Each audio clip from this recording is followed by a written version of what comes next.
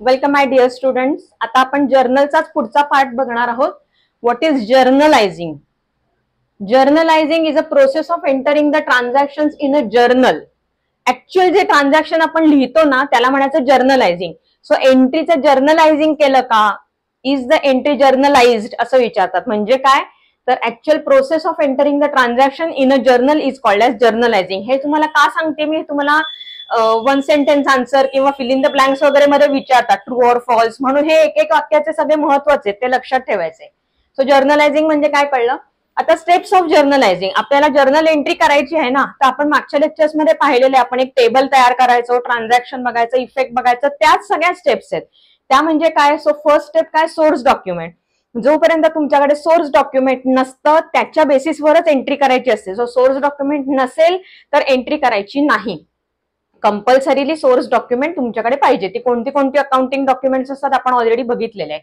So सगळ्यात पहिलं तुमच्याकडे सोर्स डॉक्युमेंट अवेलेबल पाहिजे.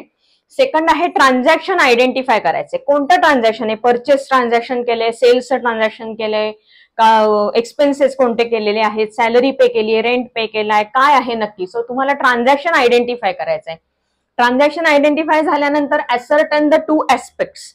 कोणते दोन ऍस्पेक्ट्स त्याच्यामध्ये इन्व्हॉल्व्ह झालेले आहेत ते आयडेंटिफाय करायचे. Two accounts affected. एकदा तुम्हाला ते ट्रान्झॅक्शन कळलं, त्याचे ऍस्पेक्ट्स कळले की अकाउंट्स कळली पाहिजेत. कोणती अकाउंट्स त्याच्यात अफेक्ट होणार आहेत ते कळेल. त्यांचं क्लासिफिकेशन करायचंय. क्लासिफिकेशन झाल्यानंतर त्याला डेबिट क्रेडिटचा रूल अप्लाय करायचा आहे. एकदा डेबिट क्रेडिटचा रूल अप्लाय केला की मग कोणतं अकाउंट डेबिट होणार, कोणतं अकाउंट क्रेडिट होणार. Select which account will be debited and which account will be credited. Finally एकदा डेबिट क्रेडिट कळलं की make a journal entry in the journal. So ही आहे तुमची, ह्या आहेत तुमच्या स्टेप्स ज्या आपण ऑलरेडी मागच्या लेक्चर्स मध्ये पाहिलेल्या टॅब्युलर फॉर्मॅटमध्ये. मी फक्त तुम्हाला एकदा लिस्ट करून दिलेल्या आहेत. सो जर्नल एंट्री करायच्या आधी हे सगळं करायला लागतं, मगच जर्नल एंट्री करायची. ठीक आहे. सो ह्याला म्हणायचं जर्नलायझिंग आणि स्टेप्स. आता आपण बघणार आहोत गुड्स. गुड्स म्हणजे काय? आता गुड्स हा प्लुरल फॉर्मॅट नाहीये. गुडचा गुड्स म्हणजे मेनी गुड्स असं नाहीये. हे वन गुड मेनी गुड्स असं नाहीये. गुड्स हा वर्डच असा आहे की तो कंपल्सरीली प्लुरल मध्येच वापरतात.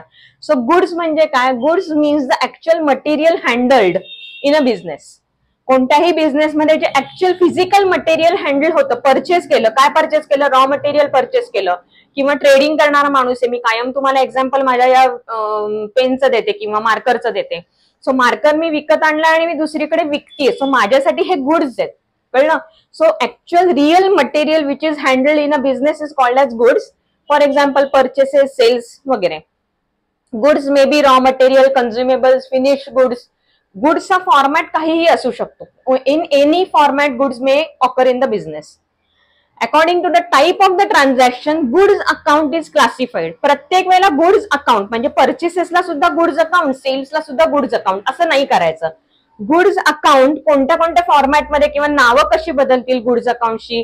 तर पहिलं असेल purchases account. When the goods are purchased, purchases account will be used.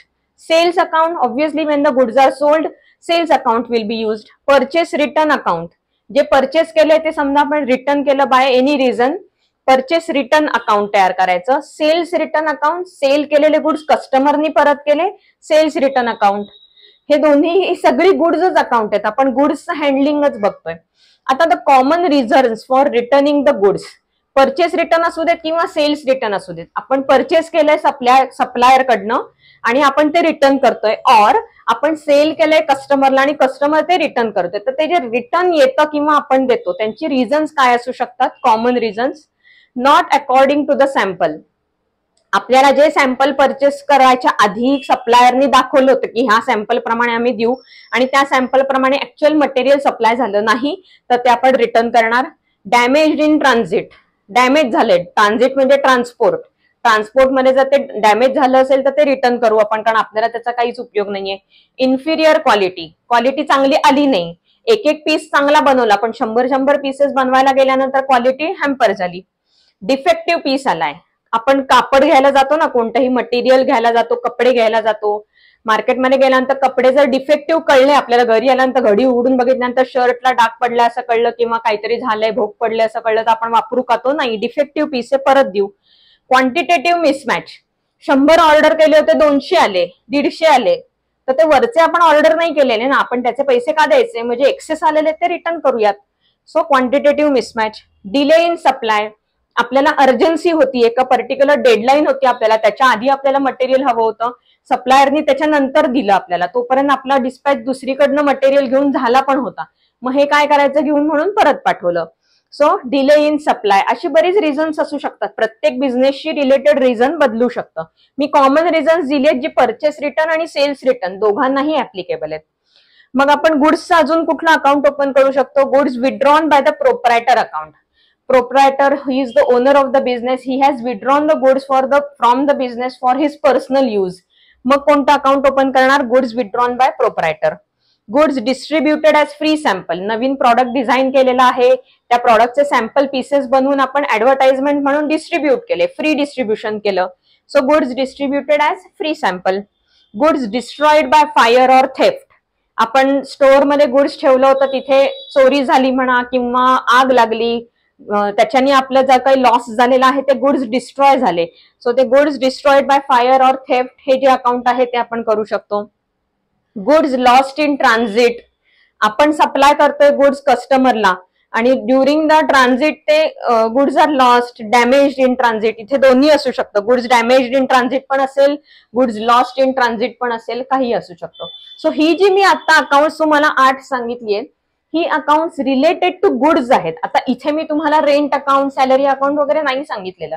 Goods account कधी कधी ना तुम्हाला गुड्स अकाउंट पण करायला सांगतात प्रॉब्लेम मध्ये, पण जर तुम्हाला सांगितलेलं नसेल की पर्टिक्युलरली गुड्स अकाउंटच करा, तर तुम्ही कोणतं मनानी अकाउंट तयार कराल. परचेस केलं असेल तर परचेस अकाउंट कराल, सेल्स अकाउंट कराल, रिटर्न्स असतील तर परचेस एका सेल्स ते बघून त्याप्रमाणे तुम्ही अकाउंट तयार कराल. सो हे तुमच्या मनाने तुम्ही अकाउंट तयार करू शकता रिलेटेड टू गुड्स. कळतंय? हे लिहून घ्या. ह्याच्या पुढे मी तुम्हाला जीएसटी सांगणार आहे. It is the most important part, जो नवीन आलेला टॅक्स आहे आपल्या इंडियामध्ये ऍप्लिकेबल झालेला, आणि आता तुम्हाला ह्याच्या पुढे तो बऱ्याच वेळा वापरायचा आहे. सो तो नक्की तो म्हणजे नीट लक्षपूर्वक बघा आणि प्रत्येक पॉईंट त्यातला लिहून घ्या. आता मी जे सांगितले जर्नलायझिंग आणि गुड्सच्या बद्दलची माहिती ती आधी लिहा, मी जीएसटी शिकवते पुढचं. जीएसटी म्हणजे काय ते बघणार आहोत आपण. जीएसटीचा फुल फॉर्म आहे goods and service tax. Goods and service tax लक्षात ठेवायचं आहे. GST was applied in India with effect from 1 जुलै 2017. म्हणजेच 1 जुलै 2017 पासून पुढे प्रत्येक इनव्हॉइसवर जीएसटी हा टॅक्स ऍप्लिकेबल होता.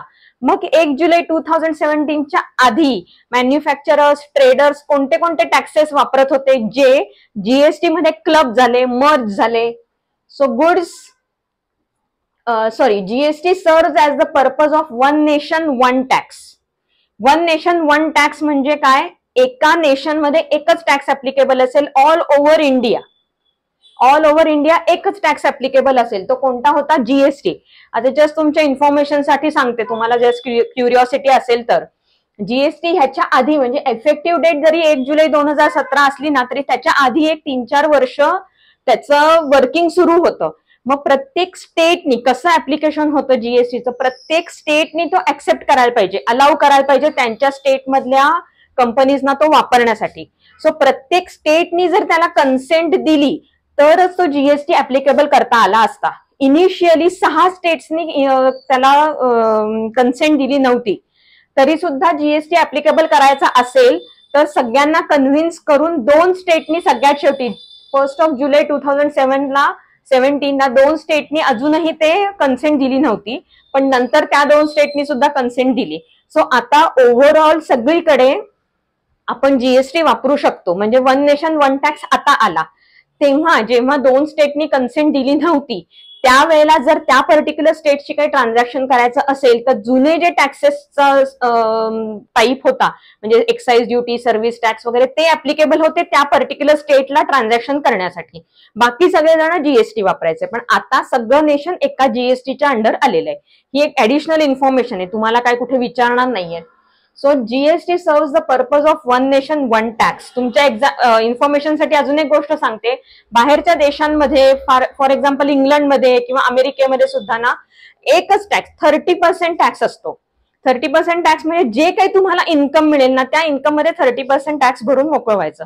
मग त्याच्यासाठी टॅक्स स्लॅब्स नसतात, किंवा तुम्ही काय प्रोड्यूस विकताय किंवा काय सर्व्हिस देताय, काहीही संबंध नाही. ओव्हरऑल सरसकट सगळ्यांना 30% टॅक्स, बिझनेसमॅनला सुद्धा, पर्सनल इंडिव्हिज्युअल्सना सुद्धा, सगळ्यांना सरसकट एकच टॅक्स ऍप्लिकेबल असतो. पण आपल्याकडे अजून तसं नाहीये. आपल्याकडे फक्त गुड्स आणि सर्व्हिसेस म्हणजे जे बिझनेसमॅन आहेत त्यांच्यासाठी टॅक्स रेट वेगळा आहे आणि इंडिव्हिज्युअलसाठी टॅक्स रेट्स वेगळे आहेत. आपण जे बोलतोय ते बिझनेसमॅन साठीच्या टॅक्सेस संदर्भात बोलतोय, ज्याला आपण आता जीएसटी म्हणतो. So GST serves the purpose of one nation one tax. कळलं? मगाशी मी तुम्हाला सांगत होते which taxes are now merged in GST. 1 जुलै 2017च्या आधी हे सगळे टॅक्स इंडिव्हिज्युअल लेवलवर काम करायचे. वेगवेगळे ऍप्लिकेशन होतं प्रत्येक टॅक्सचं. एकदा ते जीएसटी मध्ये मर्ज झाले आणि आता हे टॅक्सेस इंडिव्हिज्युअली नाहीच आहेत, अस्तित्वातच नाहीयेत. दे आर बॅन्ड नाव. ते मर्ज केले कशात? जीएसटी मध्ये. कोणते कोणते? Excise duty, service tax, custom duty, watt, entertainment tax, octroi वगैरे असे जे टॅक्सेस छोटे टॅक्सेस होते ते अंडर वन रूफ आणले. कोणत्या? जीएसटीच्या अंडर. बरोबर? म्हणून तर त्याला गुड्स आणि सर्व्हिस दोन्ही म्हणतात. कारण एक्साइज ड्युटी हा रिलेटेड टू गुड्स होता, म्हणजे हा मार्कर मॅन्युफॅक्चर करणारा किंवा ट्रेडर करणारा जो माणूस आहे त्याला काय म्हणायचं? गुड्स सप्लाय करतोय तो. पण मग सर्व्हिस टॅक्स म्हणजे काय? सर्व्हिस देणे. की ट्रान्सपोर्टर फक्त सर्व्हिस देतोय तुम्हाला, त्या मॅन्युफॅक्चरर कडनं हे मार्कर्स उचलायचे आणि त्या रिटेलरकडे आणून द्यायचे. सो ट्रान्सपोर्ट ही सर्व्हिस होती. तो काही मॅन्युफॅक्चर करतोय का? तो काही गुड्स सेल करतोय का? नाही, तो त्याची सर्व्हिस देतोय. सो सर्व्हिस टॅक्स होता. सो असे सगळे टॅक्सेस एकत्र आले आणि गुड्सला आणि सर्व्हिसेसला तुम्ही काहीही सप्लाय करा, गुड्स सप्लाय करा नाही तर सर्व्हिसेस सप्लाय करा, सगळ्यांना मिळून जीएसटी हाच टॅक्स फक्त ऍप्लिकेबल होणार असं गव्हर्नमेंटने सांगितलं. The invoice prepared under the GST is labelled as tax invoice. जर त्या इनव्हॉइसला टॅक्स ऍप्लिकेबल असेल, कारण गव्हर्नमेंटने काय सांगितलं, फ्रॉम द फर्स्ट इनव्हॉइस, म्हणजे मी आज बिझनेस सुरू केला आणि आज बिझनेस मधनं माझा पहिला सेल झालाय, त्या पहिल्या सेल पासून जीएसटी ऍप्लिकेबल असतो का? नाही. त्यांनी एक स्लॅब दिली आहे तुम्हाला, त्या स्लॅबच्या अंडर जोपर्यंत तुम्ही आहात तोपर्यंत जीएसटी ऍप्लिकेबल नसतो. स्लॅब क्रॉस करून पुढे गेलात, सेल्स जर तुमच्या फॉर एक्झाम्पल 20 lakhsच्या वर गेला की तुम्हाला जीएसटी ऍप्लिकेबल होतो. मग तुम्ही प्रत्येक सेल बिलला जीएसटी अप्लाय करून लावायचा. असं जर तुम्ही बिल तयार केलं, इनव्हॉइस तयार केलं, तर त्याच्यावर तुम्हाला कंपल्सरीली टॅक्स इनव्हॉइस लिहायचं असतं. आता मी तुम्हाला म्हणलं तसं हा गुड्सच्या वरचा पण टॅक्स आहे आणि सर्व्हिसेस वरचा पण टॅक्स आहे. सो जेव्हा if goods are sold against the tax invoice then HSN code is used. HSN कधी वापरतात? जेव्हा गुड्स सप्लाय केले, मार्कर सप्लाय केला आणि मी जर इनव्हॉइस बनवला तर त्याच्यावरती मी जो जीएसटी लिहीन, जीएसटी कोड नंबर लिहीन, त्याला HSN म्हणायचा, कारण मी गुड्स सप्लाय केले. HSNचा full form harmonise system of nomenclature. Nomenclature हा प्रकार खूप जुना आहे, इंग्रजांच्या काळापासून आपल्याकडे आहे हा. नॉमेनक्लेचर म्हणजे काय करतात की या गुड्सचं क्लासिफिकेशन करतात. म्हणजे मी मार्कर आणि एक चेअर एकाच कॅटेगरीमध्ये टाकू शकेन का? नाही. चेअर हे फर्निचरचा भाग आहे आणि मार्कर हा स्टेशनरीचा भाग आहे, हो ना.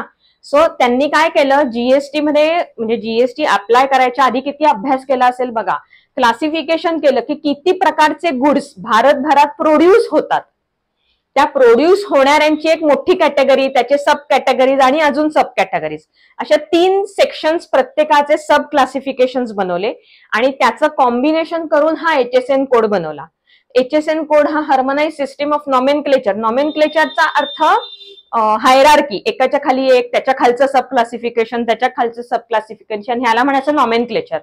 सो त्या नॉमेनक्लेचर वरनं, म्हणजे स्टेशनरी हे झालं. आता स्टेशनरीमध्ये काय काय येईल ना, A4 साईजचे पेपर स्टेशनरीमध्ये येतात किंवा नोटबुक स्टेशनरीमध्ये येतात, पेन, पेन्सिल, मार्कर सगळं स्टेशनरीमध्ये येतं, डस्टर सगळं स्टेशनरीमध्ये येईल. मग स्टेशनरीमध्ये त्यांनी सब क्लासिफिकेशन्स केली, त्याच्यात सब क्लासिफिकेशन्स केली, असे 3 लेव्हल पर्यंत क्लासिफिकेशन करतात. त्याला म्हणायचं HSN कोड. जर गुड्स सप्लाय केली असेल तर HSN कोड. पण जर सर्व्हिस रेंडर केली असेल, if the services are rendered against tax invoice then SAC code is used. SAC चा फुल फॉर्म आहे सर्व्हिस अकाउंटिंग कोड. सेम जसं गुड्सला आहे तसंच कोणत्या कोणत्या प्रकारची सर्व्हिस प्रोव्हाइड करू शकतो. आता मी एक टीचर आहे, सो मी टीचिंगची सर्व्हिस प्रोव्हाइड करते. मगाशी मी ट्रान्सपोर्टरचं एक्झाम्पल दिलं, ट्रान्सपोर्टची सर्व्हिस प्रोव्हाइड करतात, मेंटेनन्सची कामं करतात, कार मेंटेनन्स, 2 व्हीलर मेंटेनन्स, हो ना, अशी जी सर्व्हिस, प्लंबर येतो तुमच्या घरी काम करणारा, सो या ज्या सर्व्हिसेस आहेत त्या सर्व्हिसेसचं सुद्धा असंच प्रकारचं क्लासिफिकेशन करून त्यांना जे कोड दिले त्याला SAC कोड म्हणतात. कळलंय? सो जर गुड्स सप्लाय करायचे HSN कोड, सर्व्हिस सप्लाय केली SAC code. GST is further classified into CGST, SGST आणि IGST. असं का केलं असेल तेही तुम्हाला मी सांगते.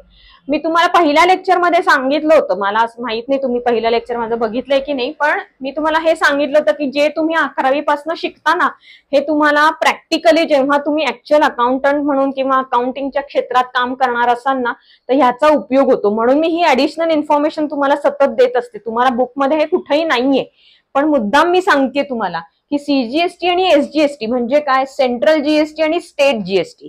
सो जेव्हा 1 जुलैला हा GST ऍप्लिकेबल झाला, त्याच्या आधी मी तुम्हाला काय म्हटलं होतं की वेगवेगळे टॅक्सेस होते. त्यामध्ये एक्साइज ड्युटी, व्हॅट म्हणजे काय, सेल्स टॅक्स होता. हा जो सेल्स टॅक्स आहे हा सेंट्रल सेल्स टॅक्स म्हणून वेगळा होता, आणि सेंट्रल इन द सेन्स अख्ख्या नेशनचा मिळून एक सेल्स टॅक्स होता, आणि स्टेटचा सेल्स टॅक्स वेगळा असायचा. मग जो स्टेटचा सेल्स टॅक्स असतो त्याचा रेव्हेन्यू जो जनरेट होतो, टॅक्स कलेक्शन हा स्टेटकडे राहायचं, आणि सेंट्रल सेल्स टॅक्स जो असायचा तो सेंट्रल गव्हर्नमेंटकडे जायचा. मग जर वन नेशन वन टॅक्स केला तर तुम्ही ठरवणार कसं की सेंट्रल गव्हर्नमेंटचं इन्कम काय आहे, रेव्हेन्यू काय आहे, आणि स्टेट गव्हर्नमेंटचं रेव्हेन्यू काय आहे, बायफर्केशन तर करायला पाहिजे. म्हणून त्यांनी काय केलं की जीएसटी मध्ये 2 भाग केले, CGST that is central GST and state GST. So कुठलाही इनव्हॉइस तुम्ही केला, मी आता तुम्हाला एक्झाम्पल दिलं की मी एक इनव्हॉइस केला, फॉर एक्झाम्पल खालती दिले मशिनरी सप्लाय केले मी 50,000ची, त्याला CGST 9%, SGST 9% असा रेट अप्लाय केल्यानंतर 4,500 त्याची अमाऊंट झाली, आणि इनव्हॉइस व्हॅल्यू काय झाली 59,000. म्हणजेच काय झालं, मी सेल करणार 50,000ची मशिनरी. नीट सिच्युएशन लक्षात घ्या, तुम्हाला लॉजिक आहे हे, अगदी सिंपल लॉजिक आहे. मी जर मशिनरी सेल करते, जो पार्टी ती मशिनरी माझ्याकडनं विकत घेणार आहे त्यांनी तो GST बेअर करायचा आहे, त्यांच्या खिशातून ते पैसे जाणार आहेत.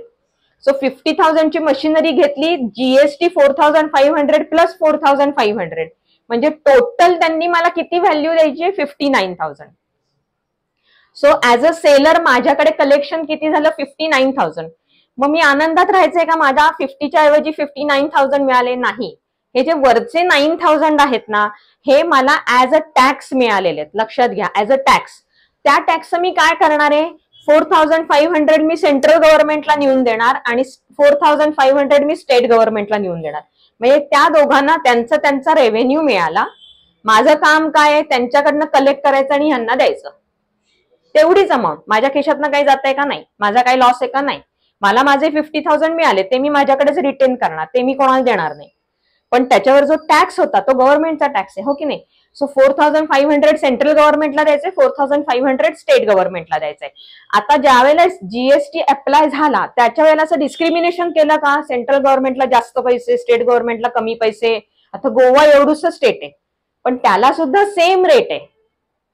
जेवढा सेंट्रल गव्हर्नमेंटला तेवढाच त्याला आहे. राजस्थान सगळ्यात मोठं स्टेट आहे इंडियामधलं, पण राजस्थानला आणि गोव्याला सेम रेट आहे. त्यांच्या एरियानुसार रेट बदललेला नाहीये. म्हणजे मला काय सांगायचंय की त्यांनी काय केलंय, सेंट्रल गव्हर्नमेंटनी सेम रेट ठेवला की जेवढे स्टेटला पैसे मिळतील तेवढेच सेंट्रलला पैसे मिळतील. इथे डिस्क्रिमिनेशन नाहीये. त्याच्यामुळे GST and SGST rates are the same and they are always charge together. जर CGST लावला तर SGST कंपल्सरी लावायचा, SGST लावला तर CGST कंपल्सरी लावायचा. त्यांची पेअर आहे. फक्त सेंट्रलला पैसे द्यायचे, स्टेटला नाही द्यायचे, किंवा स्टेटला द्यायचे सेंट्रलला नाही द्यायचे, असं त्यांनी केलं नाहीये. That to the same amount will be paid as tax. कळलंय? मग IGST म्हणजे काय, हा अजून एक तिसरा त्याच्यातला आहे, इंटिग्रेटेड GST. म्हणजेच CGST आणि SGST कधी चार्ज करायचा, जेव्हा the transaction is within the state. महाराष्ट्रामध्येच पुणे टू नाशिक, पुणे टू नागपूर असं ट्रान्झॅक्शन जर झालं तर CGST SGST ऍप्लिकेबल असतात. पण महाराष्ट्रातनं उठून बँगलोरला काही सप्लाय केला असेल, so Bangalore is in Karnataka, state change होते. ज्या वेळेला 2 वेगवेगळ्या स्टेटमध्ये ट्रान्झॅक्शन होतात तेव्हा IGST एकच टॅक्स अप्लाय होतो. त्या केसमध्ये CGST SGST अप्लाय नाही करायचे. जर CGST SGST अप्लाय केले असतील तर IGST अप्लाय नाही करायचा. ऍट अ टाइम एकच ट्रान्झॅक्शन तुमचं विदिन द स्टेट आणि आउटसाइड द स्टेट असं कसं असू शकेल? नसू शकणार. इधर ते विदिन द स्टेट असेल किंवा आउटसाइड द स्टेट असेल. विदिन द स्टेट असेल हे 2 टॅक्स लावा, CGST, SGST. Outside the state असेल आयजीएसटी चार्ज करा. कळतंय? सो ट्रान्झॅक्शन बिटवीन 2 स्टेट्स असेल तर आयजीएसटी म्हणजे इंटिग्रेटेड जीएसटी.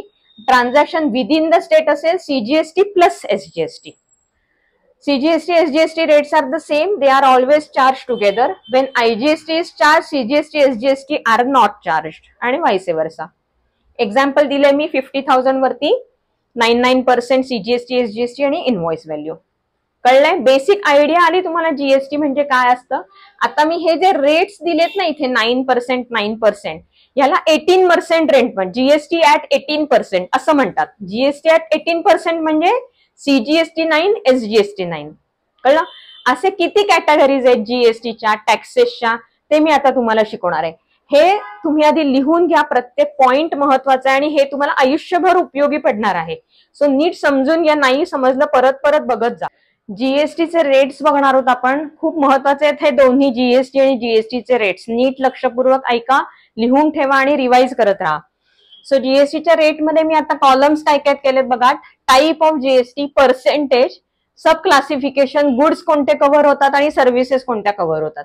सगळा पहिला टाईप आहे झिरो रेटेड, ज्याला झिरो रेटेड म्हणजे 0% ऍप्लिकेबल होतं.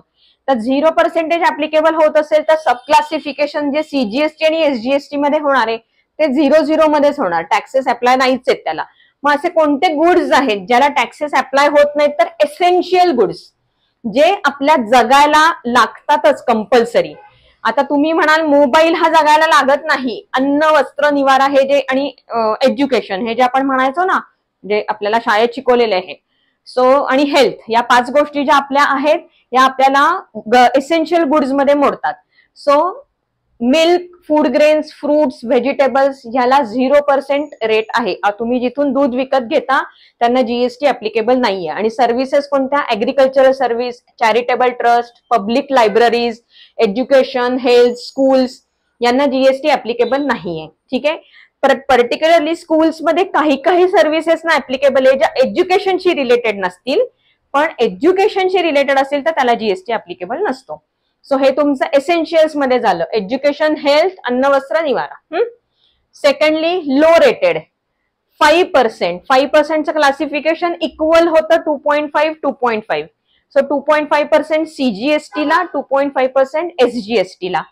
कॉमनली यूज, जे कॉमनली सगळ्यांनाच लागतात, लाईक एलपीजी गॅस लागतो, tea, coffee, oil, frozen vegetables, sweets विकत आणतो आपण, ह्या सगळ्यांना 5%, ज्या कॉमनली सगळेजण वापरतात त्यांना 5% टॅक्स आहे गुड्स मध्ये. सर्व्हिसेस, रेल्वे ट्रान्सपोर्ट, बस ट्रान्सपोर्ट, टॅक्सी वगैरे करतो, रिक्षा करतो आपण, त्यांना जर जीएसटी ऍप्लिकेबल असेल तर तो 5% ऍप्लिकेबल होतो. ते उबेर, ओला वगैरे जे तुम्ही म्हणता ते 5% वाले. स्टँडर्ड रेटेड फर्स्ट कॅटेगरी आहे 12%. स्टँडर्ड रेटेड मध्ये 2 आहेत, त्यातला हा 12% पहिला आहे. 12%चं इक्वल 6%, 6% सीजीएसटी आणि एसजीएसटी. याच्यात पण कन्झ्युमर गुड्स येतात, जे हे जसे कॉमनली सगळेजण वापरतात, आणि हे गुड्स जे कन्झ्युम होणारे गुड्स आहेत ते घी, butter, packed food, pickles, mobile handsets वगैरे वगैरे, ज्या कॉमनली सगळेजण कन्झ्युम करतात त्याला काय म्हणायचं? Consumer goods. सर्व्हिसेस कोणत्या येतात? प्रिंटिंगचे जॉब असतील, वह्या वगैरे प्रिंट करून घेतात ना, वह्या, नोटबुक्स बनवणारे किंवा टेक्स्टबुक बनवणारे वगैरे. Services for construction business, construction बिझनेसच्या ज्या सर्व्हिसेस आहेत, प्लंबिंग सर्व्हिस असते, इलेक्ट्रिशियन असतो, त्यांना सगळ्यांना 12% आहे.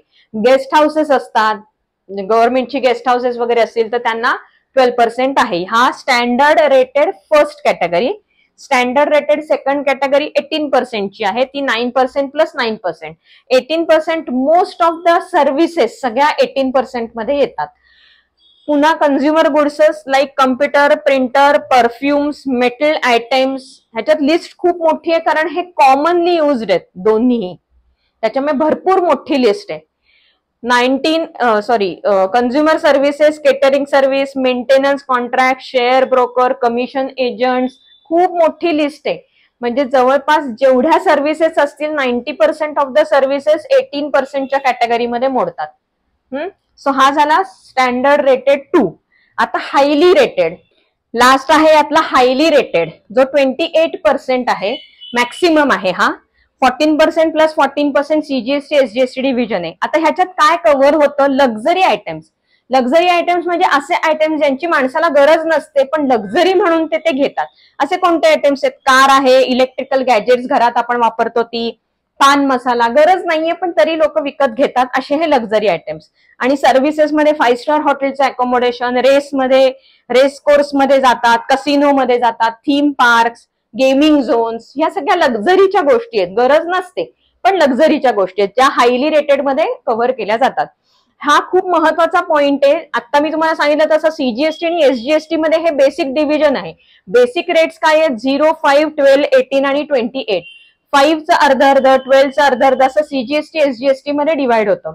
मग आयजीएसटी म्हणजे काय? Integrated tax. म्हणजे ह्याच प्रकारचे गुड्स, म्हणजे घी तुम्हाला जर कर्नाटकमधनं घी इकडे विकत घ्यायचं असेल तर तुम्हाला इंटिग्रेटेड 12% टॅक्स बसतो. 6% प्लस 6% नाही, कारण 2 स्टेट्स मध्ये ट्रान्झॅक्शन झाले म्हणून.